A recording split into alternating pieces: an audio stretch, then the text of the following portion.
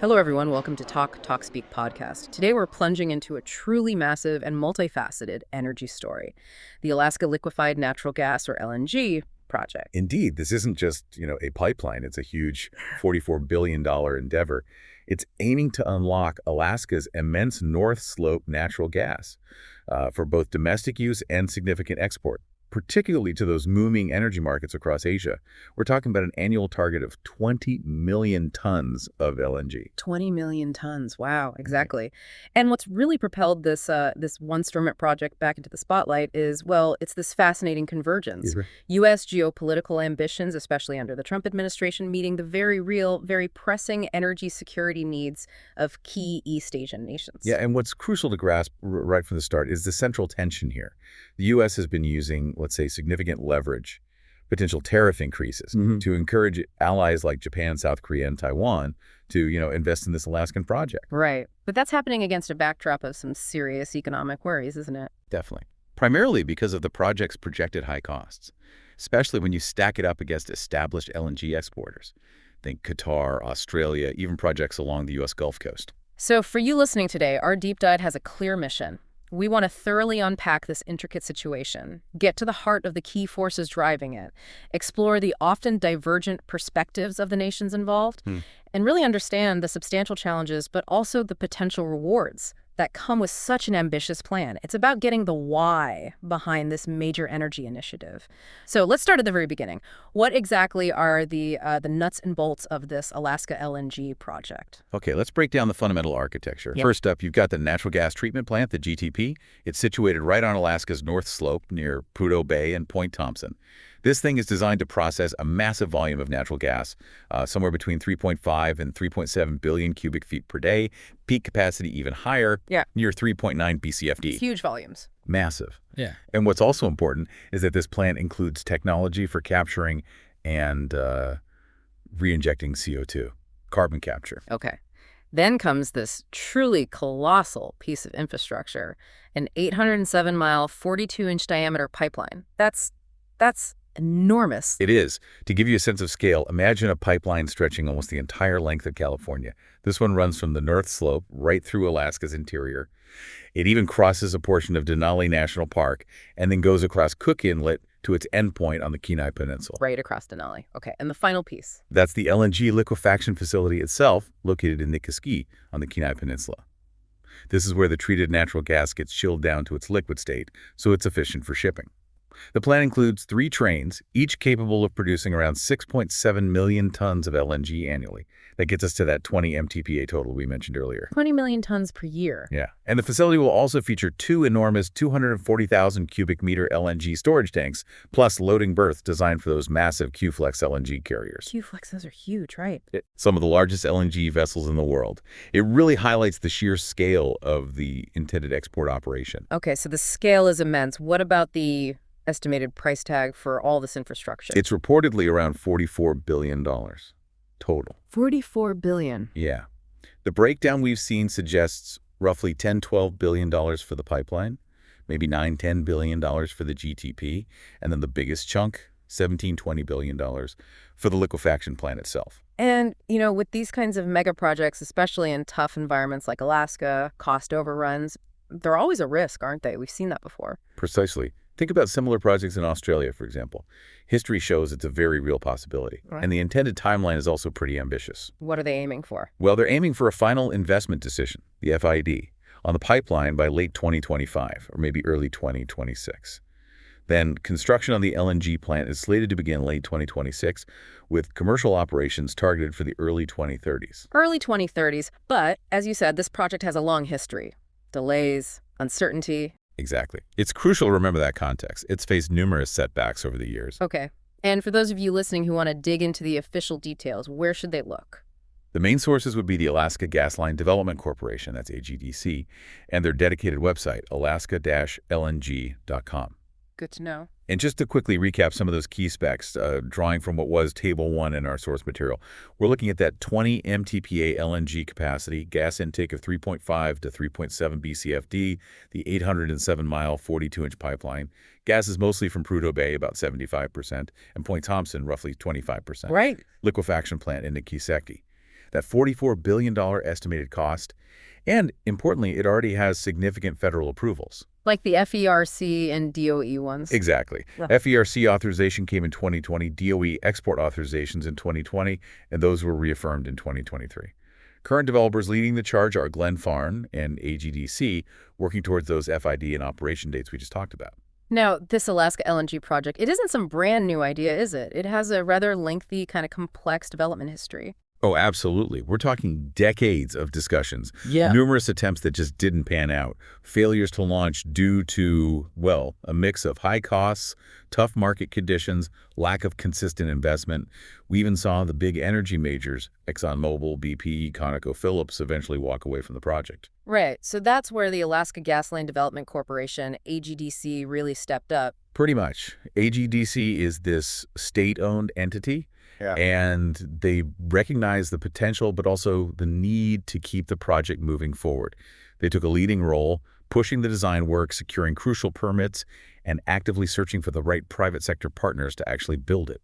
And they did manage to hit some key regulatory milestones. They did. They've been instrumental on that front. Like those federal approvals you mentioned. Can you maybe elaborate a bit on what those are and why they're so significant? Certainly. So the Federal Energy Regulatory Commission, that's FERC, granted authorization back in May 2020 and then reaffirmed it in September. Yeah. That's basically the green light for the onshore stuff, the gas treatment plant, the pipeline. It's vital. Okay. And the DOE one, Department of Energy. Right. The DOE export authorization. Initial approval for exporting LNG to countries without a free trade agreement with the U.S. was issued in August 2020. And notably, even after the change in administration, the Biden DOE reaffirmed this authorization in April 2023 after a supplemental environmental review. The non-FTA part is key then for Asia. Hugely important. It specifically opens the door to those key Asian markets we keep talking about: Japan, South Korea, Taiwan. And it also got that Fast T41 coverage, right? What does that do? Yes, Fast T41 designation. It's designed to help expedite the federal permitting process for critical infrastructure projects. It got that, and the designation was recently extended. It basically signals a high level of federal priority, helps streamline things. Okay. And the environmental impact statements, the EIS. Right, those are crucial too. The final EIS from FRC came out in March 2020, and the DOE followed with its final supplemental EIS in January 2023. These are really comprehensive documents analyzing all the potential environmental consequences. We'll dig into those details a bit later. But it hasn't all been smooth sailing on the regulatory front, has it? Weren't there legal challenges? Correct. Environmental groups, specifically the Sierra Club and the Center for Biological Diversity, they did file a lawsuit. They challenged the DOE's export permit. And how did that play out? Well, in a pretty significant win for the project developers, the D.C. Circuit Court of Appeals rejected that challenge just this past April 2025. They upheld the Biden administration's reaffirmation of the permit. So that removed a major legal hurdle. Interesting. It's quite notable how this project seems to have secured bipartisan support, at least on the federal regulatory side. FERC under Trump, DOE reaffirmed under Biden. That's a really key observation. It does suggest a certain level of consensus that goes beyond just political shifts. There are probably several factors. You've got the statutory requirements under the Natural Gas Act, the ongoing energy security interests of U.S. allies, and of course, the huge economic potential for Alaska itself. All those likely play a role, even while the debates about the overall economic viability continue. It suggests some institutional backing has solidified. Okay, so after navigating all those years, the regulatory maze, we now enter what you called the Glenfarne era. Exactly. AGDC, the state entity, basically recognized that a project of this sheer scale needed the kind of specialized expertise and financial muscle that only the private sector could really bring. They started searching for a partner. There was some early talk with folks like Goldman Sachs. Even ExxonMobil played an introductory role, apparently. But ultimately, they reached a definitive agreement with Glenfarne Group in March 2025. And what are the main terms of that deal? So under the agreement, Glenfarne acquired a 75% majority stake in AGDC's subsidiary, which is called 8-Star Alaska, and holds the project assets. This essentially makes Glenfarne the lead developer now. They're responsible for everything from here through to that critical final investment decision, the FID. AGDC keeps a 25% stake, staying on as a partner. Okay, so Glenfarne's taking on a huge chunk of responsibility. What specific commitments did they make? And does AGDC have any safeguards? Right, Glenfarne committed to funding 100% of the pre-FID development costs. That's estimated around $150 million.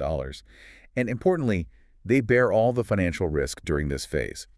The agreement lays out a detailed development timeline with specific milestones, things like securing funding, completing the engineering design work, that's FEE, and finalizing sales agreements for the LNG. And the safeguards for AGDC. Yes, AGDC built-in safeguards. They have the right to reclaim control of the project if Glenfarne doesn't meet those agreed-upon milestones. Okay. For our listeners who might not know Glenfarne Group, could you give us a bit of background? Who are they? Sure. Glenfarne Group is a privately held energy infrastructure company, developer, owner, operator, founded back in 2011. They do have other LNG projects in their portfolio.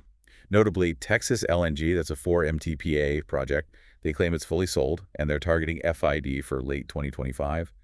And also Magnolia LNG, which is larger, around 9 MTPA, and seems to be in the later stages of development. So they have some LNG experience, just not operational yet. Right, pre-SID mostly. Beyond LNG, they also have assets in other energy areas, like grid stability and renewables in Latin America through a subsidiary called Enfogen, and also solar and battery storage in Chile. Okay, so how does a company like Glenfarne plan to finance a massive $44 billion project like this? That's the big question, right? That is absolutely the multi-billion-dollar question. Initially, IDEA, that's the Alaska Industrial Development and Export Authority, had approved a $50 million letter of credit to give some backing for Glenfarne's FEED work. A bit of state help. Yeah, but recent reports suggest Glenfarne actually declined that state guarantee. They intend to use their own private funds for the FEED stage, taking on that risk themselves. Interesting move. Confidence, maybe. Perhaps. Glenfarne has publicly expressed confidence in their relationships with banks active in LNG financing. They point out these banks have been involved in financing around $44 billion of U.S. LNG projects just in the last couple of years. But let's be clear. To get to the $44 billion total for this project, they will absolutely need significant equity contributions from those Asian partners we talked about. And they'll likely need substantial debt financing too, possibly including federal loan guarantees, maybe in the range of $25 to $30 billion. It still sounds like a monumental undertaking for Glenfarne, especially compared to the energy giants who walked away earlier. It is a very significant step up in scale and complexity for them. Texas LNG and Magnolia LNG are smaller and still pre-FID, remember. Alaska LNG is a whole different league. Their decision to turn down that $50 million state guarantee for FEED. It does suggest confidence, or maybe just a necessity, in their ability to secure private funding. Or maybe both. Could be. But that $44 billion price tag is just enormous compared to Glenfarne's typical financing capacity. It strongly suggests they're heavily relying on landing major equity partners, maybe even sovereign wealth funds. Ultimately, their strategy seems to hinge on translating the geopolitical momentum, mostly generated by the U.S. government push, into solid, large-scale, long-term commitments from Asia. Commitments for both equity and buying the LNG. Exactly. Equity investment and offtake agreements, that would de-risk the project enough, theoretically, to attract the private lenders they need. So the project's future is really tightly linked to the current geopolitical climate, particularly the dynamics shaped by the Trump administration's policies. And we've heard talk about maybe building it in phases, starting with the pipeline. Yes, that's been discussed. It could be a smart risk mitigation strategy. The pipeline alone costs, what, $10, $12 billion? That's much less than the whole $44 billion. And crucially, it would address Alaska's more immediate domestic gas needs, especially as the Cook Inlet fields decline. Right, meet local needs first. Exactly. And successfully building the pipeline could build confidence among investors, among potential LNG buyers. It might make financing the much more expensive liquefaction plant easier down the road. Wow. It sort of breaks that huge financial hurdle into more manageable steps. Okay, so let's dive deeper into those driving forces. You mentioned geopolitics, the Trump administration. This clearly isn't just about pure commercial logic. Absolutely not. It's deeply tangled up with geopolitics, U.S. trade policy, and, as we said, the energy security needs of key East Asian allies. The Trump administration's policies really acted as major external catalysts here. Okay, let's start there. What was the core approach of the Trump administration regarding Alaska LNG? Well, they positioned it firmly within their broader energy dominance agenda. The basic idea was to maximize U.S. oil and gas production and exports, and strategically use energy as a tool for foreign policy, for economic influence. You had executive orders like 44153, prioritizing Alaska's resource potential, and 44144, aiming to unleash American energy. That was the policy framework. And how did tariffs fit into that strategy? They seemed pretty central. They became a key tool, a key lever. Starting in early 2025, the administration rolled out a series of pretty hefty tariffs impacting global trade. You had expanded steel and aluminum tariffs, 25% applied globally, including to allies like Japan and South Korea. That was effective March 12th. Ouch. Allies, too. Yep. Then came auto tariffs, 25% on imported cars in April, another 25% on key auto parts in May, again applied globally, plus a baseline 10% tariff on most imports from most countries, including Japan, Korea, Taiwan, effective April 5th. So hitting them from multiple angles. And then came the announcement of reciprocal tariffs, higher duties aimed at countries with big trade deficits with the U.S. Initial rates mentioned were 24% for Japan, 25% for Korea, 20% for the EU. China faced a huge range, 34% up to maybe 145% in some reports. Wow. But weren't those suspended for allies? Yes. Importantly, a 90-day suspension of those reciprocal tariffs for most allies, not China, was announced on April 9th, specifically to allow for negotiations. Okay, that's a lot of tariffs. Can you clarify which ones specifically hit Japan, Korea, and Taiwan based on the source materials table 4? Sure. So that 25% tariff on steel and aluminum, effective globally from March 12th, hit all three. The 25% tariffs on autos from April 3rd and key auto parts from May 3rd were also global, so they applied. The 10% baseline tariff on most imports from April 5th also covered them. And then those announced reciprocal tariffs, 24% for Japan, 25% for Korea, announced April 9th, those suspended for talks. Taiwan was mentioned with a rate around 32%, but it seemed less specific, possibly covered under the baseline. Got it. So how did the Trump administration explicitly connect these tariff threats to the Alaska LNG project? It sounds like they made the link pretty clear. Oh, very clear. Top officials, President Trump himself, Treasury Secretary Scott Bessent, they openly linked investing in or signing big purchase deals for Alaska LNG with achieving trade reciprocity, cutting those trade deficits, and crucially, potentially avoiding higher tariffs. The project was basically presented as a tangible way for these allies to improve their trade standing with the U.S. And that Alaska summit. Right. The planned early June 2025 summit in Alaska, organized by the National Energy Dominance Council. It had the explicit goal of getting Japan and South Korea to follow Taiwan's lead and show interest in the project. It really sounds like they were using energy as a major bargaining chip in those trade talks. Precisely. The strategy looked like a form of, well, weaponized energy interdependence, you could say. The U.S. was leveraging the Allies' energy security needs amplified by things like the war in Ukraine as leverage in these trade fights. Because Japan and Korea need a lot of LNG. Exactly. They're huge importers, heavily reliant on external supply. Meanwhile, the tariffs were hitting their key industries, steel, autos. By directly linking Alaska LNG investment to potential tariff relief or deficit reduction, the administration was using energy security worries as a pressure point on trade. And pitching Alaska's location as a plus. Absolutely. Geographic proximity, reliable ally source, those were key selling points, even with the economic questions hanging over the project. It was basically using energy security vulnerability as trade leverage. But isn't there a huge risk that this kind of transactional, almost coercive approach could backfire, alienate allies in the long run? There are definitely significant risks. Putting allies in a position where they feel forced, choose between maybe uneconomic investments or face punitive tariffs, that risks breeding resentment. Yeah. It might get short-term compliance, maybe, but it could seriously erode long-term trust and cooperation. And are Japan and Korea buying the economic case for Alaska LNG? They seem to have serious doubts. Both largely see the investment pressure as directly tied to avoiding tariffs. Korea keeps emphasizing due diligence, national interest. Japan seems to view it more as a negotiating chip, with lots of skepticism about its actual viability. Forcing allies into potentially bad economic deals for political reasons? Well, it raises questions about the alliance beyond just security guarantees. It could push them towards other partnerships long term. Okay, shifting focus a bit. Let's talk about the real energy security needs in East Asia. What makes LNG so critical for them? Well, the global energy market has been volatile, especially since the Russia-Ukraine conflict. That's really pushed the need for diversification way up the agenda for U.S. allies there. They're actively trying to reduce reliance on Russia and also potentially less stable sources in the Middle East. Taiwan in particular seems to have very urgent need, right, with the nuclear phase out. Yes, absolutely. Taiwan's phasing out nuclear power. The last plant is expected to shut down in 2025. That creates a huge need for stable, reliable LNG. LNG already makes up about 40% of their power generation, and that's set to rise. And given the constant pressure from the PRC, energy security is national security for Taiwan. Alaska LNG looks like a potential long-term, relatively close supply from a reliable ally. It could really boost their resilience. What about Japan and South Korea? They're massive LNG importers already. Huge importers. They both have long-standing goals of securing stable, reliable, and cost-effective gas supplies. Alaska's geography is a selling point for them, too. Shorter transit times to Asia, maybe a week, versus around 20 days from the U.S. Gulf Coast via the Panama Canal. That avoids canal congestion, fees. It's attractive for efficiency and risk reduction.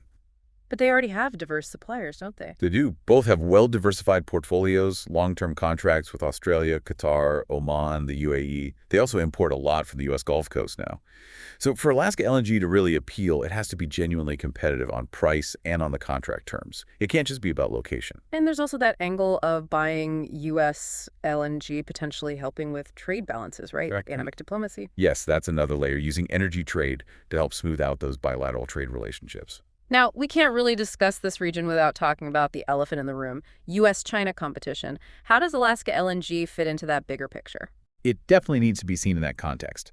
Strengthening ties with Indo-Pacific allies is key to the U.S. strategy for countering Chinese influence.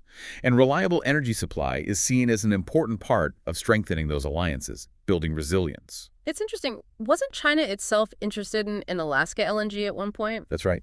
Early in the Trump administration, China did express some initial interest. But that didn't go anywhere, mainly due to the growing friction in the overall U.S.-China relationship. The current focus on U.S. allies clearly reflects that shift in geopolitics. And Taiwan's active involvement, that seems particularly sensitive in this U.S.-China context. Highly sensitive. The PRC views Taiwan as part of its territory, opposes any official U.S.-Taiwan interaction. After Taiwan CPC signed that letter of intent with AGDC, the PRC embassy spokesperson put out a firm statement reiterating Taiwan is part of China, urging the U.S. to stop official contact. Is there a risk of PRC retaliation against the project itself? Most experts think direct retaliation against Alaska itself is unlikely. But the possibility that Beijing might use economic or diplomatic pressure somehow, maybe targeting companies involved or trying to complicate financing, that can't be completely ruled out, especially given the U.S.-Taiwan engagement. What was the U.S. State Department's response to China's statement? They basically said Taiwan's participation is consistent with U.S. policy, supports jobs, shared prosperity, and they criticized PRC attempts to use economic or diplomatic pressure to stop others from interacting with Taiwan. So Taiwan's role here is kind of a double-edged sword, a catalyst but also a complication. Exactly. Taiwan's unique situation and energy needs make it a proactive driver. That aligns with U.S. strategy. Their early commitment sets an example, but it also drags the project right into the middle of sensitive cross-strait relations, adding significant geopolitical risk. The PRC is hypersensitive to anything raising Taiwan's international profile or official U.S.-Taiwan interaction. They have a history of economic coercion. So while Taiwan's involvement gives momentum and strategic weight, it also definitely raises the project's geopolitical risk profile. Could deter other investors, could make it a target for PRC interference. Okay, let's focus now on those key stakeholders, Taiwan, South Korea, Japan, and their really quite different approaches to this whole situation, the opportunity and the U.S. pressure. Right. Each one is navigating this based on its own domestic politics, economic realities, and strategic calculations. They're not all on the same page. Taiwan seems the most actively engaged, with CPC signing that letter of intent. Definitely the most forward-leaning so far. That LOI, signed in March 2025, is non-binding, remember. But reports suggest it outlines CPC's intent to buy 6 MTPA annually. That's a third of the project's capacity. Significant. They also showed interest in maybe investing upstream in the gas fields and potentially even providing equipment. So a substantial first step, even if non-binding. Yes. And their motivations, as we discussed, are pretty clear. Energy security, geopolitics, trade balance. Exactly. Energy security is paramount with the nuclear phase-out. Geopolitical alignment with the U.S. is seen as vital security assurance against PRC pressure. And economic diplomacy buying U.S. energy helps reduce that trade surplus.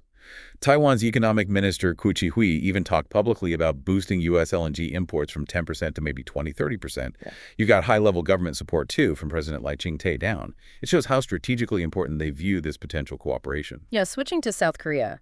Their stance seems much more cautious, almost hesitant. That's a very accurate way to put it. A stark contrast to Taiwan, extreme caution, clear hesitancy. It mainly comes down to their domestic economic situation and pretty significant doubts about the project itself. What are the main reasons for this Korean hesitancy? Well, officially, the government, especially Trade Minister Ahn Duk-yoon, keeps stressing the need for thorough due diligence, on-site inspections, assessing feasibility, national interest, before any decisions. Minister Ahn even said he wasn't aware of U.S. pressure for an LOI by the June summit. They plan to send a delegation to Alaska to check things out. And the financial state of Koji AS, the Korea Gas Corporation, is a huge factor, isn't it? Absolutely massive. Koji AS is in a severe financial crisis. Trillions of won in unpaid gas fees, debt around $32.4 billion USD by end of 2024, debt to equity over 400%. Wow, over 400%. Yeah. Years of selling gas below cost really damaged their balance sheet. Committing billions to a high-risk long-term project like Alaska LNG is incredibly difficult without strong government support. But the government itself is facing tax revenue shortfalls. So it's tough all around. So it's not just Koji AS's ability to invest right now, but also doubts about the project's long-term economics for Korea. Exactly. Widespread skepticism in Korea about the economics.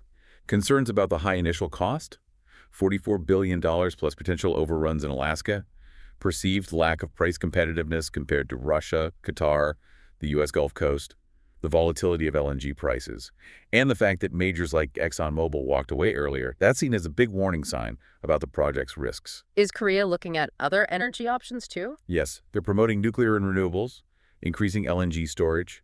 Koji AS also has long-term contracts with Qatar and Oman expiring soon, so they need to reassess their whole supply mix. It's really unclear if Alaska LNG fits their new strategy. Many observers in Korea think they might prefer expanding existing U.S. Gulf Coast import deals rather than investing directly in Alaska. And maybe sharing the risk if they do get involved. Right. Officials and experts have suggested if participation is unavoidable, maybe due to politics, Korea should look for a consortium with Japan and Taiwan to spread that huge investment risk. It really sounds like Koji AS's financial mess is the biggest roadblock for Korea. It's fundamental, not a minor issue. It could genuinely prevent Korea from participating at the scale the U.S. wants. It raises the bar significantly for Seoul to commit capital. Koji AS's debt means they really can't make huge, risky investments without major government help, and that help is limited right now. So, even if Seoul expresses political willingness, Koji AS's financial reality severely constrains them. They'll likely favor options needing less capital, like maybe long-term purchase deals if the price is right. Okay, let's turn to Japan. Their approach seems like another distinct strategy, maybe more complex. Yes, Japan's position looks like a more intricate, cautious, strategic calculation, balancing the U.S. alliance, responding to trade pressure, but also protecting their own economic interests. And we heard they might be using Alaska LNG as a bargaining chip in those tariff talks. That's the widespread view in Japan, both in government and industry. Potential participation is seen as important leverage in trade talks, facing U.S. tariffs on steel, aluminum, autos, showing interest, maybe hinting at investment in Alaska LNG. It's seen as a way to ease tensions, maybe get better tariff treatment, help reduce that trade surplus. But like Korea, they also have doubts about the economics. Big doubts. They acknowledge the geographic advantage, shorter shipping, but strong skepticism about the overall economics. Similar concerns as Korea, high construction operating costs, making it hard to compete with Qatar, Australia, U.S. Gulf Coast. MTPA, Japan's Ministry of Economy, Trade and Industry, is pretty conservative. They emphasize private sector assessment based on economic feasibility, timing, volume, mutual benefit. Companies like Mitsui are reportedly evaluating it, but it's contingent on cost competitiveness. And Japan's already a huge, sophisticated LNG player. How does Alaska fit their existing strategy? Well, as the world's second biggest LNG importer, Japan has a highly diversified supply portfolio already. Long-term contracts everywhere. Japanese energy companies are major global traders. They typically want flexible contracts, no destination restrictions, so they can resell LNG if domestic demand drops. For Alaska LNG to attract Japanese buyers, it needs to be competitive on price and meet those demands for flexibility. What's the official government stance, and how are they interacting with the U.S. on this? The Japanese government acknowledges talks with the U.S. on energy cooperation, but they consistently stress the final decision rests with private companies based on their own evaluations. U.S. Ambassador Rahm Emanuel has been highlighting U.S.-Japan energy security cooperation, mentioning things like the Alaska LNG summit, clearly signaling U.S. desire for involvement. So it sounds like Japan is playing a careful wait-and-see game, hedging their bets. Exactly. A strategic wait-and-see combined with hedging. Expressing general interest appeases U.S. trade concerns, but avoids firm commitments until the economics are clear or alternative supplies look insufficient. It seems likely they're using the potential for investment more as diplomatic leverage right now, rather than having a genuine near-term plan to invest heavily, unless costs come down significantly. So, driven by tariff pressure, but cautious on viability. Precisely. They face U.S. tariff pressure. Officials link Alaska LNG consideration to those talks. But simultaneously, strong doubts about viability persist. AETE defers to the private sector. Japan already has mature, diverse supply chains. So the posture looks mainly diplomatic. Signal willingness to consider in exchange for trade negotiation space while setting high economic hurdles for actual investment to avoid costly political commitments. Okay, beyond these big three, Japan, Korea, Taiwan, are any other Asian countries showing interest? Yes, there are some signs of emerging interest beyond that core group. Which ones? Thailand has been mentioned as a potential consumer. There were reports of an official visit planned to Alaska for project talks. They already have LNG import terminals and have started importing. Though currently, Thailand seems focused on their huge land bridge project. Okay. Anyone else? Vietnam is also seen as a potential customer. They're expanding LNG receiving capacity, building LNG power plants to meet growing energy needs. They're looking for reliable North American gas. They've signed some MOUs recently with U.S. suppliers like Accelerate Energy and ConocoPhillips. And India. Glenfarne's CEO, called India the Fourth Horse, mentioned significant recent interest, partly driven by JL's existing U.S. LNG contracts and their willingness to maybe take equity in U.S. plants or sign new long-term deals. Interesting. What are the implications of this wider interest? Does it change the dynamic? Well, potentially expanding the customer base could improve the project economics. More buyers are generally good, but it might also dilute the diplomatic focus. The core U.S. tariff pressure strategy targets the big economies, Japan, Korea, Taiwan, with capacity for huge offtake and investment. Thailand, Vietnam, India. They're growing markets, but maybe don't have the same individual volume or investment capacity as JKT. Attracting these emerging buyers could be a fallback if JKT stay hesitant, but it might also weaken the pressure on those primary targets. Right. So let's try to summarize the stakeholder positions based on the sources table too. It seems quite varied. Very varied. You have the U.S. under the energy dominance push, strongly promoting it for geopolitical and economic reasons, primarily concerned with getting commitments. Taiwan, CPC, is actively cooperating, driven by urgent energy security needs, geopolitical alignment, and trade diplomacy. Their main concern seems secondary to strategy right now. South Korea, KOGS, is extremely cautious, hesitant, driven by diversification needs and alliance maintenance, but severely constrained by KOGS's financial crisis and deep economic viability doubts. Action is focused on due diligence. And Japan is playing that calculated wait-and-see game, using potential participation as tariff leverage, seeking diversification, maintaining the alliance. Main concerns are economic feasibility and profitability. Actions are about evaluation and diplomatic signaling. Okay, a really complex web of motivations. Let's pivot now to the hard realities, the economics and the environment. These seem critical. Absolutely critical. Despite all the geopolitical push, the project's ultimate success hinges on overcoming huge economic hurdles and navigating serious environmental constraints. We need to dig into the cost structure, market competitiveness, and environmental impacts. The cost seems like the elephant in the room. Is $44 billion even feasible in today's global energy market? That's the core challenge, the main source of doubt. Over $44 billion estimated CapEx makes it one of the most expensive LNG projects being considered globally. AGDC's 2019 breakdown was around $38.7 billion then, 16.8 B LNG plant, 12.7 B pipeline, $9 2PG GTP. But those were early estimates. AC Class 5, not super accurate, and the risk of cost overruns in Alaska's harsh Arctic environment for this kind of massive infrastructure is very, very real. Right. So how do the projected supply costs stack up against competitors? We touched on this, but let's clarify. Okay, there are different takes. The optimistic view from that 2022 Wood Mackenzie analysis commissioned by AGDC claimed improvements lowered the cost of supply, COS, to Japan to around $6.70 per MMBtu. They argued this was better than expected U.S. Gulf Coast projects at the time, predicting $8 MMBtu to Japan spot in 2030. But that relied on specific assumptions: 70% debt financing, low feed gas prices. And the pessimistic view. Persistent, strong skepticism. Many argue Alaska's high overheads, building everything new from scratch, higher labor material costs, will just prevent it from being truly cost competitive with the U.S. Gulf Coast, Qatar, or Australia in the long run.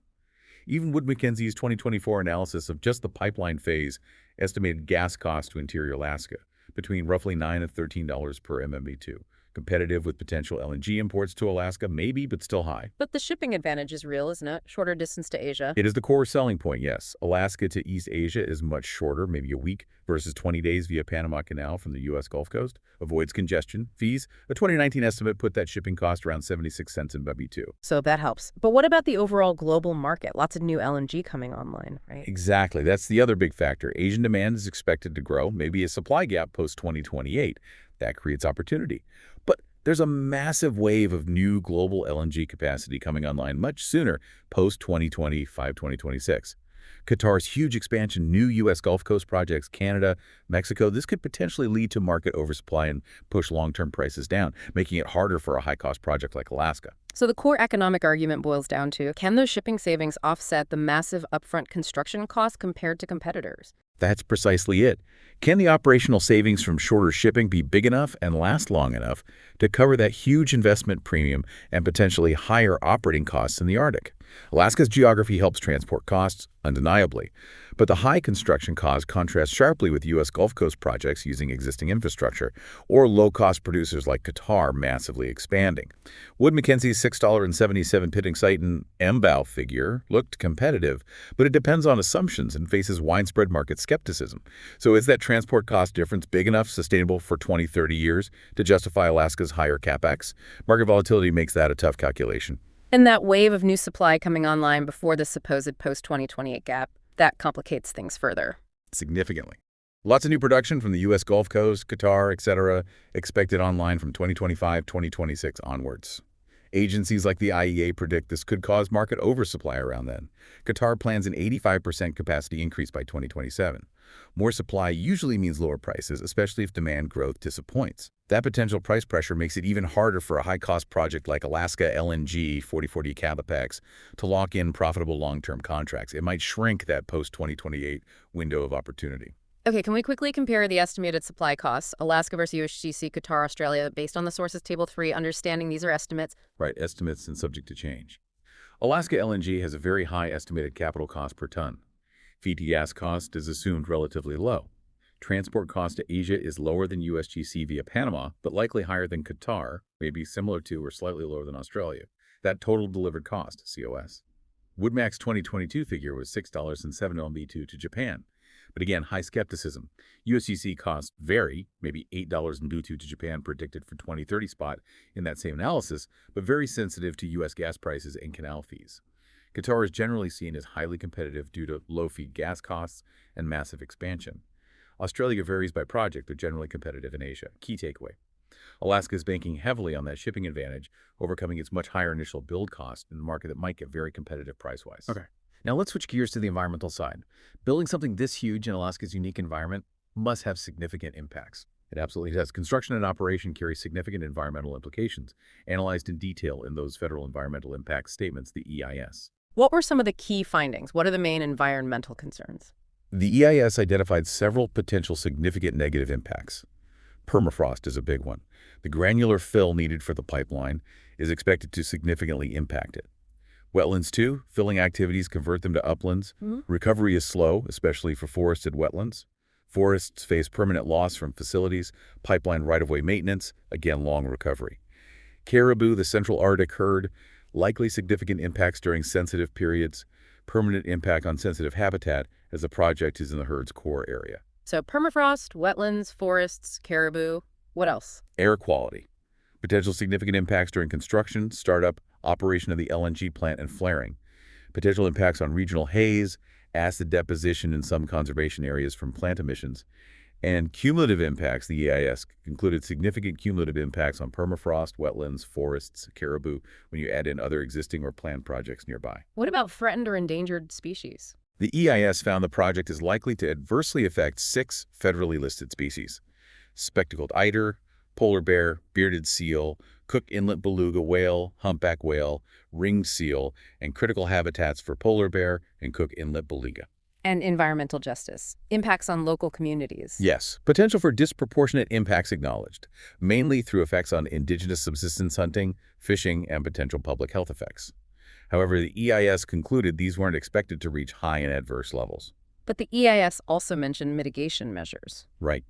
Crucially, the EIS also noted most impacts aren't significant or can be reduced to non-significant levels through avoidance, minimization, and mitigation measures. The project has to meet compensation requirements for impacts to water wetlands, complete ESANPA compliance before construction, Yeah. and the design includes carbon capture and sequestration, CCS for CO2, from the gas treatment plant. And despite these potential impacts, the project did get the necessary federal environmental permits. Yes, the major federal environmental permits were obtained and upheld in that recent legal challenge. The National Park Service also approved the pipeline route across Denali. So, permits in hand, but environmental risks still remain a factor. Absolutely. Passing the review doesn't eliminate risk. Those significant potential impacts, permafrost, wetlands, caribou, still pose risks. There are inherent uncertainties building and operating this in the Arctic. Future stricter regulations, faster permafrost thaw due to climate change, unforeseen issues during construction or operation, new legal challenges. These could all still cause delays, cost increases, operational limits. They represent ongoing non-financial risks that need constant monitoring. This has been incredibly detailed, so bringing it all together, what's your overall strategic outlook for Alaska LNG right now? It seems like it's at a real crossroads. It really is at a critical juncture. Strong geopolitical momentum on one side, but facing these huge economic and environmental challenges on the other. Its future will have major ripple effects: U.S. energy strategy, East Asian ally energy security, global LNG markets. It's a big deal. Let's quickly summarize the key risks and potential opportunities again. What are the biggest hurdles? Okay, risks. Financial risk, very high. That enormous capex, potential overruns, difficulty getting contracts at viable prices in a possibly oversupplied market, reliance on Glenfarne's huge fundraising task, geopolitical risk, high. Deeply tied to U.S. tariff policy makes it vulnerable to U.S. political shifts, potential to damage ally relations if seen as coercive. PRC reaction to Taiwan's involvement is also a specific risk. Market risk, significant. Uncertainties in long-term LNG demand price. New supply could depress prices, intense competition from low-cost producers. Execution risk, high. Massive scale, techno complexity, harsh environment. Glenfarne's relatively limited experience at this scale adds risk. Environmental risk, medium to high. Significant impacts acknowledged. Future regulations, climate change effects, legal challenges remain possible. Okay, a formidable list of risks. Right. And the potential upsides if it actually succeeds. For the U.S. could significantly cut trade deficits with Japan, Korea, Taiwan, advance energy dominance, create domestic jobs, strengthen strategic energy ties with Indo-Pacific allies, finally monetize Alaska's stranded gas for Asian partners, if it's economic for them, enhanced energy security via diversification, supply from a stable ally, benefits from shorter shipping, maybe ease trade friction with the U.S. for Alaska itself, major economic benefits, jobs, state revenue, infrastructure, plus potentially lower-cost gas for in-state users facing Cook Inlet decline. Given this complex picture, what key recommendations would you offer, say, for policymakers, analysts, potential inventors? Okay, for policymakers, U.S. and allies, be very careful with that direct tariff LNG linkage. Leverage exists, but overly coercive tactics risk long-term alliances. If Alaska LNG economics look poor, maybe explore other ways allies can show commitment, broader energy cooperation, other investments. Also, promote regional cooperation among potential buyers: Japan, Korea, Taiwan, maybe Vietnam, Thailand. Joint due diligence, risk-sharing consortia, coordinated buying could help, as Korean officials suggested, and transparent communication from the U.S. is vital. Realistic risk assessment, avoid overpromising, unlike some past rhetoric. Allies need good data for informed decisions. Finally, manage the China factor carefully regarding Taiwan's involvement, coordinating with Taipei and others. Okay, and for industry players, potential investors? Rigorous independent due diligence is paramount. Don't just rely on developer commission studies. Critically assess cost competitiveness under realistic long-term market scenarios, including potential oversupply. Assess Glenfarne's execution capability very closely: financing plans, partners, track record on Texas Magnolia LNG. Can they handle Alaska's challenges? Negotiate contract terms, carefully pricing, flexibility, take-or-pay provisions to mitigate risks of overruns, delays, price volatility. Maybe link pricing partly to project performance or market indices. Continuously monitor the political and environmental landscape. U.S. politics, regulations, legal challenges are key non-commercial risks. And consider phased investment. Maybe look at just the pipeline initially, if possible, to reduce upfront capital risk. It certainly sounds like Alaska LNG is this venture with absolutely immense potential, but equally significant, complex hurdles to overcome. Absolutely. Its future really hinges not just on engineering and market forces, but also on this intricate geopolitical maneuvering and the complex calculations of every single stakeholder involved. Only with full awareness and effective management of all these interconnected risks can this project potentially move from, blueprint to reality. As global energy dynamics continue to shift, how might projects like Alaska LNG force a reevaluation of traditional energy partnerships and perhaps the very definition of energy security in the 21st century? Something to think about. Thank you for joining us. See you next time.